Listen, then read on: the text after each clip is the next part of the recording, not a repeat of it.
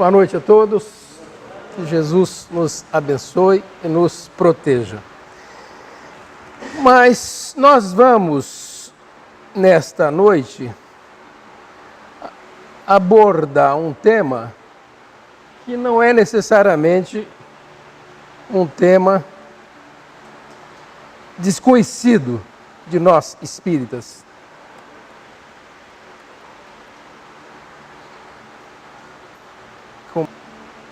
Legal. Bom, eu dizia que a gente vai abordar rapidamente esse tema, e é um tema que trata de um assunto que não é desconhecido dos espíritas, muito pelo contrário. Eu aqui uso no título a expressão mistérios ou mistério da divindade, embora não seja uma expressão que o espiritismo adote. Kardec a utiliza, mas ele próprio, nós como espíritas sabemos, do ponto de vista espírita, não há mistério, não existem mistérios, nem sobre a divindade, nem sobre assunto ou tema nenhum. Do ponto de vista espírita, o que existe é meramente desconhecimento, ignorância. Quando uma criança de 5, 6 anos pergunta para o pai acerca de um dado, um tema, um assunto, se a discussão daquele tema não estiver à altura do conhecimento dele, o pai não vai dizer para ele, filho, lamento muito, mas isso é um mistério. Não. O pai vai dizer, na medida do possível, vai esclarecer, na medida do possível, a criança, mas nunca vai dizer um mistério. Para o espiritismo não existe mistério, existe ignorância. Só. Com relação, por exemplo, ao tema divindade, o que mais há é ignorância. É desconhecimento. Nesta semana de Páscoa última, no dia 29, na quinta-feira, um jornal, o maior veículo italiano, da imprensa italiana, La Repubblica, publicou um texto assinado pelo jornalista Scalfari, segundo o qual ele, esse jornalista, teria mantido uma conversa informal e privada com o Papa Francisco, essa alma extraordinária, valorosa, esse espírito iluminado que é o Papa, como nós sabemos.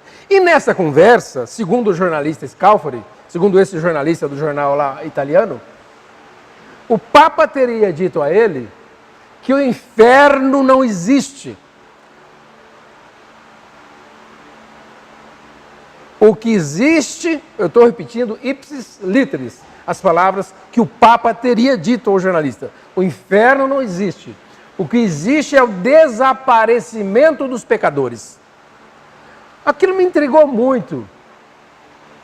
E esse Papa Francisco, é uma criatura revolucionária, né? Ele tem abordado temas muito caros e dogmáticos, de difícil destrinçamento por parte das religiões, como, por exemplo, ele abordou temas aborto, comunidade gay,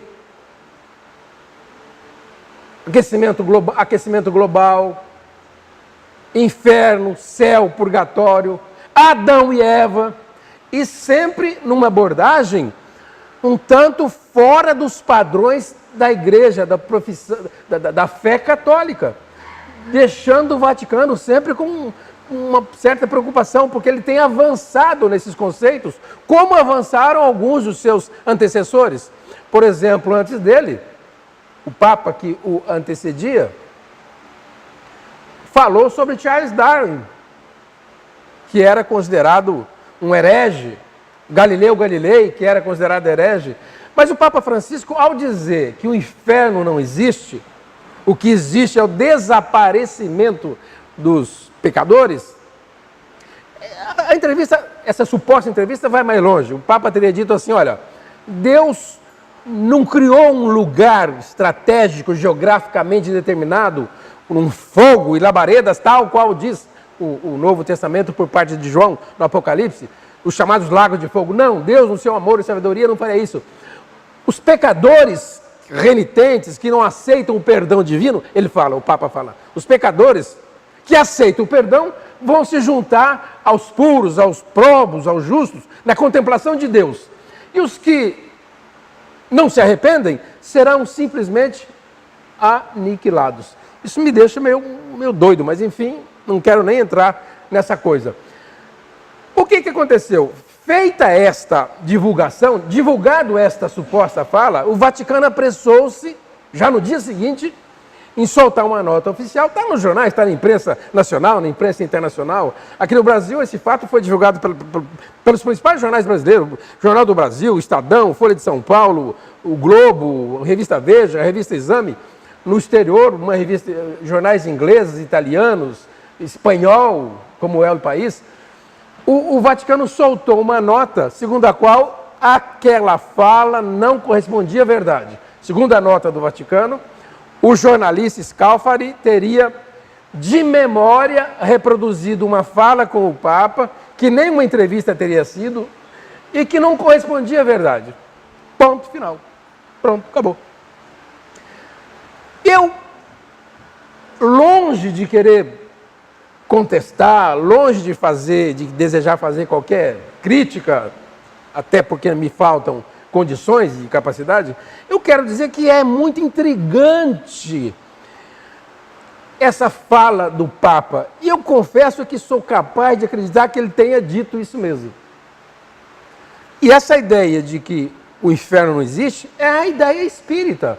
Segundo Kardec nos passa, na sua obra, no ponto de vista espírita, o que existe são estados de alma. As pessoas constroem um estado íntimo, interior, e nele se afligem, se consomem por anos, décadas, séculos, mas que podem sair desse estado de alma assim como entram. Tanto que no dia a dia nós costumamos dizer, minha vida está um inferno, de manhã. Quando é à noite, graças a Deus, estou no céu. Do ponto de vista espírita, não existe nem céu, nem purgatório, nem limbo. E nem inferno. O limbo, aliás, a Igreja Católica, o catecismo, o texto oficial da Igreja Católica, mudou um pouco a expressão, mas até recentemente, o que se sabia do limbo seria uma região estrategicamente definida para receber os espíritos que morreram em pecado, sem tempo de se confessarem. Por exemplo, as crianças, ao morrerem, na nossa expressão, a desencarnarem, segundo a igreja, iria para o limbo, porque nem fizeram bem, nem fizeram mal. Então, não podem ser premiadas, não podem ser castigadas, vão para o limbo. E as pessoas adultas que ao morrerem não puderam se confessar, também iriam para esse limbo. Uma coisa meio doida, né? Imaginar que a criatura, que nós como criaturas somos filhos do ser que concebeu o universo numa magnitude e extensão inimaginável para nós, acreditar que Deus tenha feito esse lugarzinho predestinado às almas boas ou ruins, ignorando os bilhões e bilhões de anos que antecedem essa nossa vida, e os bilhões e bilhões e bilhões que seguirão adiante dessa vida. Imaginar que então Deus teria criado tudo isso, os céus, as estrelas, essa harmonia fantástica, a beleza, a estrutura do universo, para esse período do Homo sapiens para cá, ou seja, que seja de 1 milhão de anos para cá, para nada, para acabar tudo. A doutrina espírita não advoga esse pensamento. Segundo a doutrina espírita, e segundo expressou Jesus, a casa do Criador tem muitas moradas, habitadas ou habitáveis. Essa é a expressão espírita. E mais, o pensamento espírita se coaduna, se afina muito com a ideia da física contemporânea, a ideia de universos, de multiversos, de universos paralelos, de outros planos, de outros... É um negócio muito maluco, muito intrincado, para que nós, como diz Kardec, como dizem os espíritos da Kardec, nos percamos nesse labirinto de ideias para o qual nós não estamos preparados. Nós não temos afinidade, elasticidade mental para compreender isso. Os espíritos, na questão 14 de um livro dos espíritos, chamam a atenção de Kardec nesses termos, na questão 14. Não vos percais nesse labirinto de ideias para o qual não estão preparados. Vocês, disseram os espíritos a Kardec, nós temos coisas mais importantes a cuidar, como a própria imperfeição. Eu acho fantástico esse tema. O que eu dizia do Papa, admirável Papa Francisco, e que me chama ainda, que me deixa intrigado, é que o Vaticano, eu não li isso em lugar nenhum, mas é um pensamento meu, é que o Vaticano não trouxe uma manifestação dele próprio negando a suposta entrevista. Ele é um homem tão lúcido, tão livre, tão independente, tão corajoso. Nós já vimos, quantos de nós já não vimos a entrevista que ele deu para uma jornalista brasileira na TV, em pleno ar, num voo? Quem já não leu os textos dele sobre Adão e Eva, classificando o episódio como uma alegoria, tal qual diz o Espiritismo? Adão e Eva é uma alegoria, uma forma de se relatar a história da criação, do início da vida na Terra. Por que ele próprio não vem a público dizer para a comunidade internacional, para a imprensa internacional, dizer, não foi bem isso que eu disse, o inferno existe? Não, ele não veio, a igreja, o Vaticano é que soltou uma nota. Mas enfim, para que isso não pareça crítica, deixa isso para lá. O que eu quero dizer mesmo é que do ponto de vista espírita, o inferno, segundo o entendimento das várias denominações religiosas, não existe. Não existe. Eu me lembro de uma história contada pelo grande Pedro Bloch, irmão dessa família dos Blochs, aí, criador de TV, jornalista. Pedro Bloch foi um médico foniatra, né? Foniatra que cuida. Médico foniatra, escritor, jornalista, dramaturgo, As Mãos de Eurídice, aquele monólogo extraordinário de autoria dele. Foi um monstro esse cara. Certamente não era espírita, até onde eu sei não era espírita. Foi um monstro, uma grande criatura. Mas ele tem lá uma historinha, dentre os vários livros que ele escreveu mais de 100 obras. Numa delas, eu já citei esse fato aqui outras vezes, numa dessas obras chamada Essas Crianças de Hoje, ele escreveu isso há 60 anos. Se ele fosse reportar as crianças atuais, certamente ele teria histórias mais ricas. Nesse livro, Essas Crianças de Hoje, ele relata episódios, encontros, fatos, resultados de narrativas dos pais dentro do consultório. E nesse livro, então, está uma historinha de dois garotinhos, dois irmãozinhos gêmeos, Paulinho e Claudinho. Eles chegam, segundo o relato lá do livro, as duas crianças, gêmeos, eram irmãos gêmeos, crianças miúdas, chegam foitos em casa num domingo de manhã, e o Paulinho, já mais afoito e pressuroso, já puxa o jornal do pai, que estava na varanda lendo qualquer coisa, fala, pai, é verdade que Deus criou tudo? E aí Pedro Bloch conta que o pai, não muito afeito a essa discussão e nem interessado em prolongá-la, desviou o jornal do rosto e disse, criou tudo. Aí o outro irmãozinho, Claudinho, igualmente preocupado, puxou o jornal de volta e se antecipou ao irmão. Pai, mas ele criou tudo, mesmo, e o pai fez. Até o diabo, pai. Aí o pai se assustou. Mas num domingo de manhã, lendo o jornal de esportes, discutir sobre isso, eu nem tenho. O pai me ignorou, falou assim, criou tudo, até o diabo. Aí o irmãozinho, o primeiro, falou assim, botou as mãozinhas nas cadeiras, falou assim, pai, mas que burrada que ele fez, hein? Esse é um pensamento óbvio. Hoje em dia, fica muito difícil para uma criança, uma criaturinha, os chamados nativos da informática, aceitarem ideias desse naipe. A ideia do juízo final, por exemplo, como é que alguém pode crer nessa maluquice? É perigoso falar isso, é chato, parece que a gente está crendo, mas é uma ideia que teve o seu papel, teve a sua significação no passado, é uma alegoria da qual não se podia abrir mão nos tempos do homem bruto que fomos. Mas hoje em dia a ideia do juízo final, um dia definido, daqui a pouco, mais adiante, ou por um tempo, em que Jesus voltaria à Terra para julgar as almas pecadoras, ou não, mas para julgar as almas, destinando-as ao céu, à direita, ou ao averno, inferno, à esquerda, uma a uma, esses bilhões.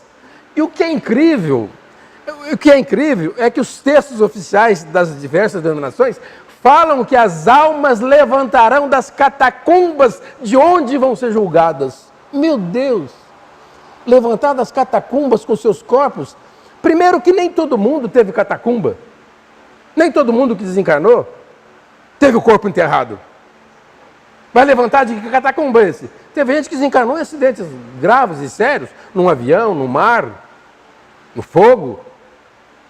E segundo, eu quando era moço, isso em meados do século passado, eu gostava muito de discutir, no bom sentido, com a educação que convém, esses temas com os amigos, com religiosos, que iam até a minha república. Eu estudava, o pessoal gostava de frequentar a república, a gente discutia esses temas. Meu pai fazia serões de madrugada com os meus tios no sítio onde moramos um tempo. Eu adorava esses temas. E eu me lembro que, ao discutir com os amigos de outras religiões, nem é preciso citar que religiões eram, eu dizia, gente, como é que pode Deus fazer ressuscitar essas almas por meio dos corpos que tiveram em vida? Pessoas que morreram há 100 anos, 200, 300, 1000, 200.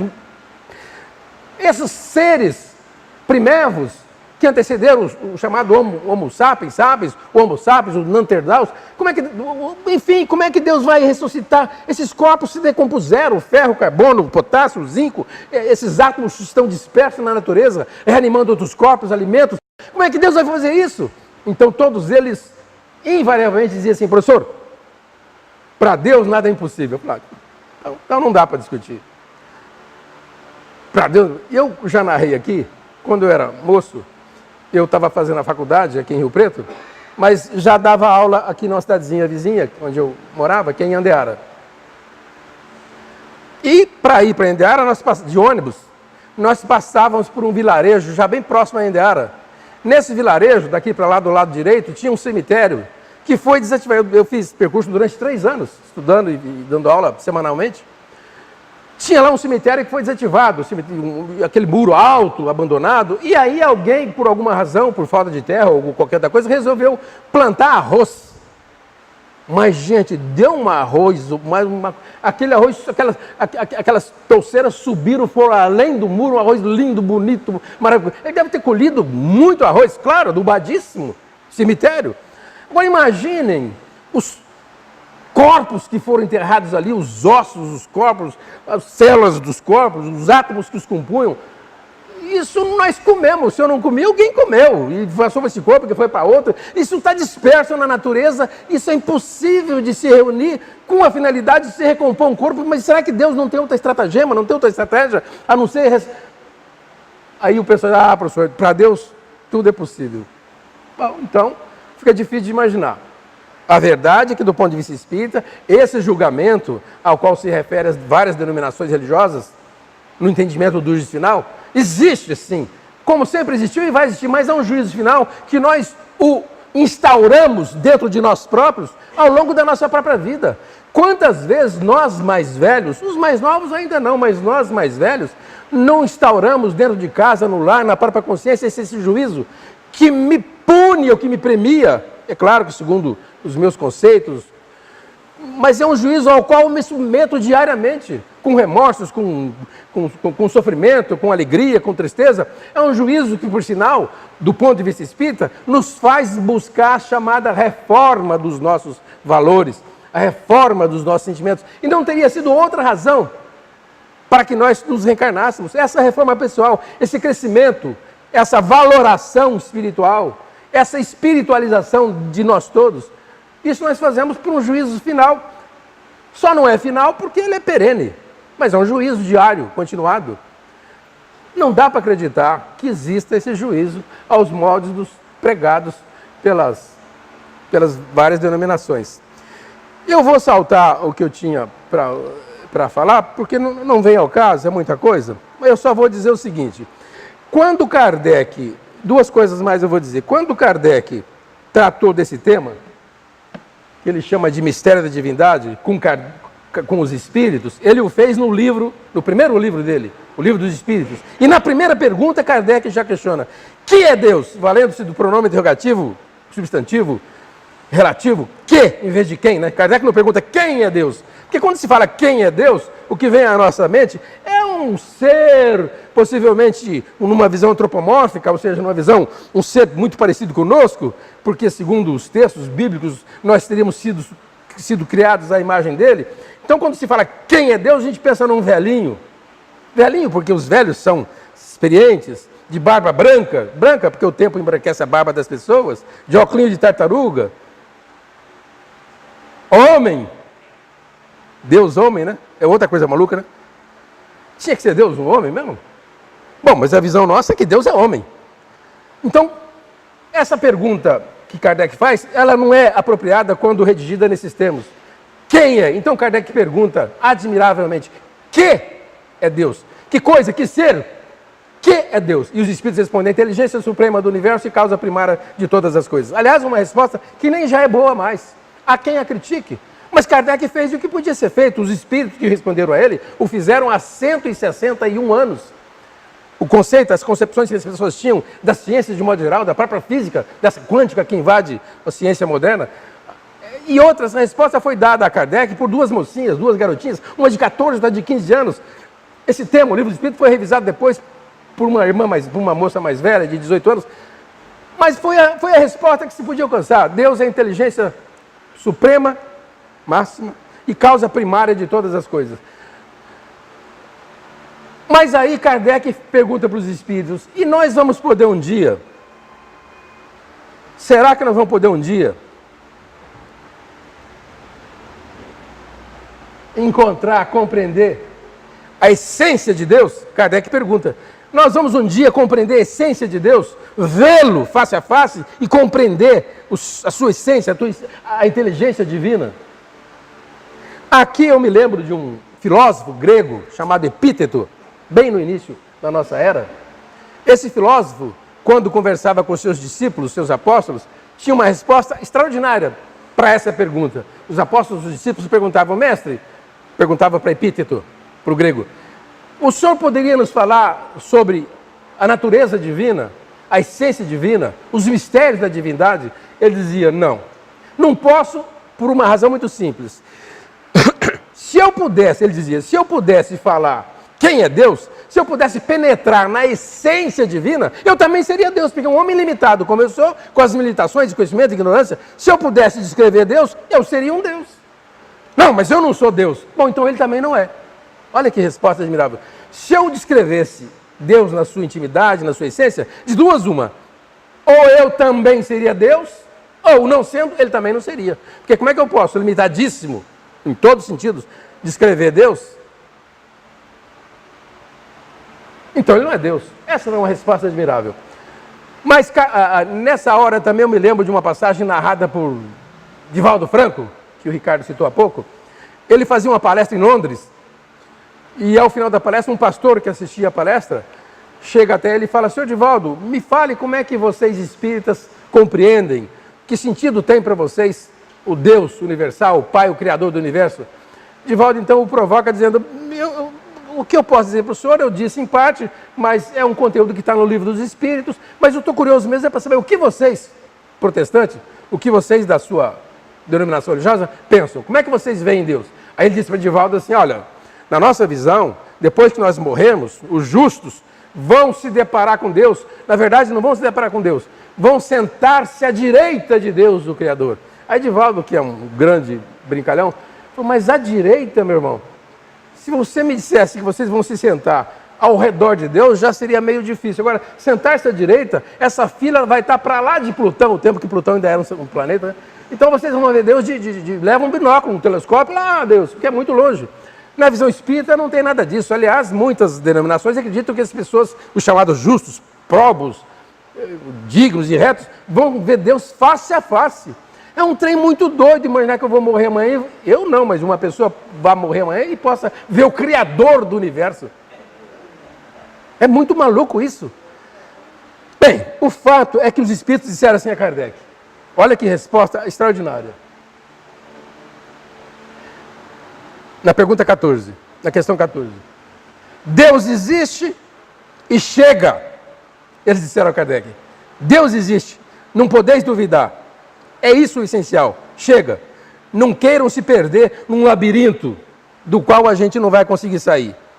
E essa discussão acerca dos mistérios da divindade, da natureza, da essência do Criador, não vai nos levar a nada. Talvez, disseram eles a Kardec, talvez os façam um pouco mais orgulhosos, pensando, acreditando que vão saber o que na realidade não sabem. Vocês têm coisas muito mais importantes que vos tocam mais de perto, a começar pelas próprias imperfeições que trazem consigo. Isso será mais útil do que qualquer outra coisa. Muito bem. Então, eu vou encerrar com um poema.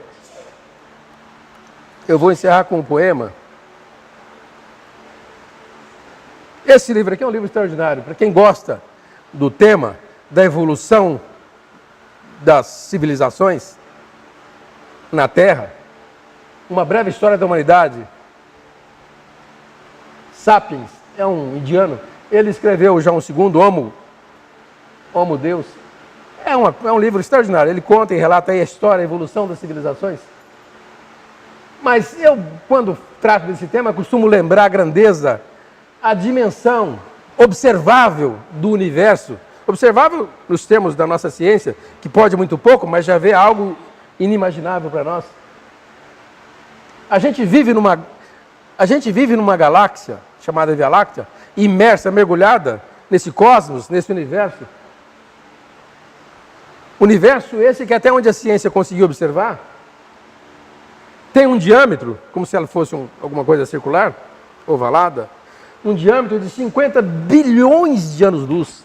Esse universo, que a gente olha e vê um pedaço dele aqui, no qual nossa galáxia, nosso aglomerado de estrelas e planetas está imerso, tem 50 bilhões de anos-luz. Só lembrar que anos-luz, não obstante a impressão que se tem é que anos-luz seria medida de tempo, não é. Anos-luz não é medida de tempo, é medida de espaço. Um ano-luz é o espaço que a luz percorre durante um ano, né?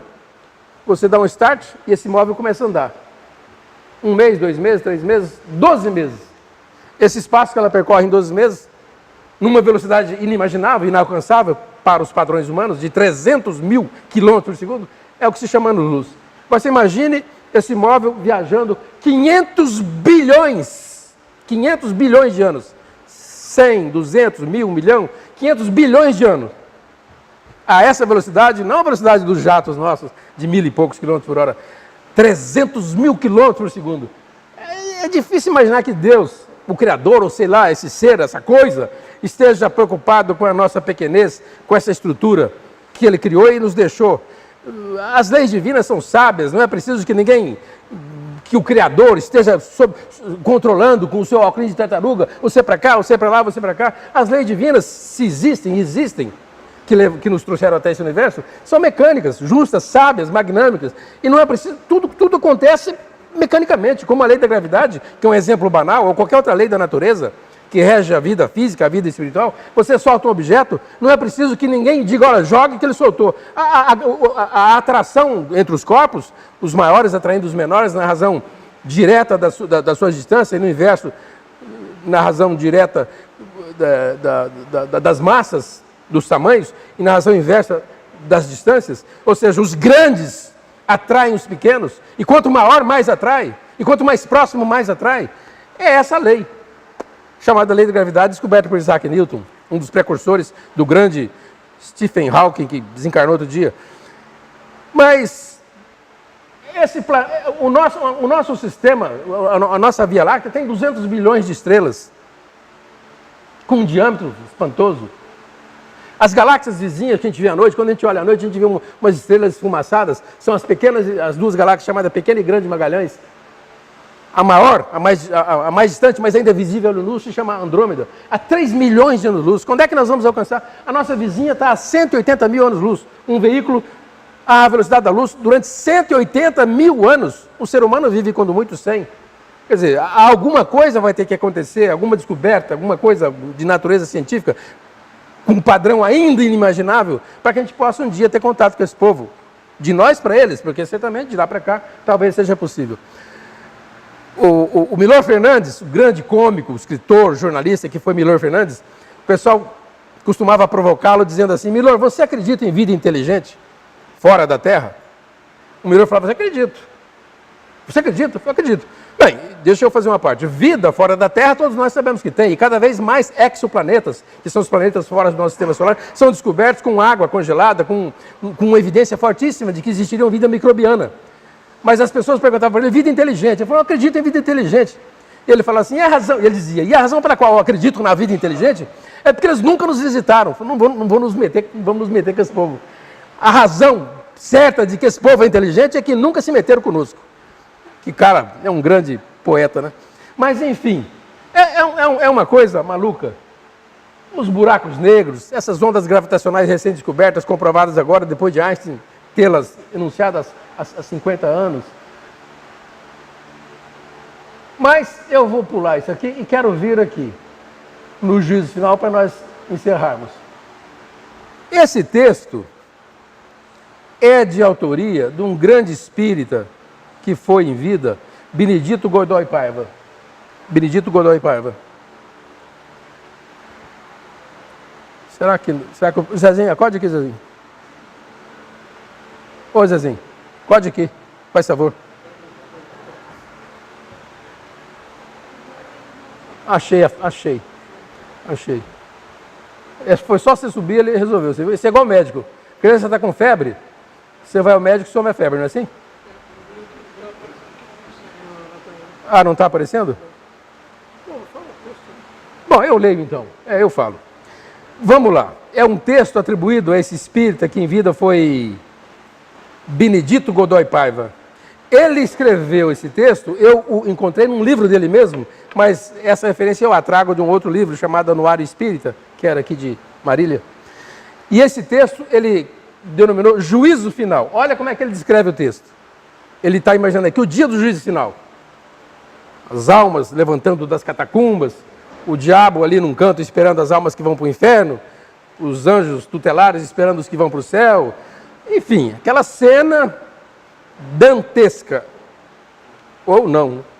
Ele fala assim, sentado o Padre Eterno em trono refulgente, olhar severo envia a toda aquela gente. Enquanto uns anjos cantam, outros vão levando, ante a figura austera desse venerando, as almas que da tumba emigram assustadas, vendo o tribunal solene, majestoso, em que vão ser julgadas. Coisa maluca, né? Alguns assustados, outros felizes. 2 grupos nesse momento são formados, um de cada lado. O da direita, o grupo dos que vão para o céu. O da esquerda, o grupo das almas que vão para o averno, o inferno. E Satanás, assistindo à cena, a um canto, com o chifre fumegante, espera impaciente, impávido, arrogante, a turba que vai para o inferno. Pois bem, nesse momento, aconchegando o filho, a alma bem-amada, mas que na terra fora algo desacisada, um moleque lá, sei lá, de 15, 16 anos, uma excelente criaturinha, mas um moleque que em vida fora algo desacisada, desses que aprontava muita coisa, uma mulher abraçada a ele, se chega e sua prece faz, rogando ao Padre Eterno que poupe do inferno o seu filho, o pobre do rapaz. O Padre Eterno confia a longa barba branca e o óculo ajustando a ponta do nariz, o olhar então dirige a pobre desgraçada, a mãe, e compassivo diz, o pai, Deus, né? Os anjos vão levar-te agora ao paraíso, falou para a mãe, e dar-te a recompensa, ou seja, o teu descanso eterno, o céu. Ali desfrutarás felicidades 1000, porém teu filho mau vai para o inferno.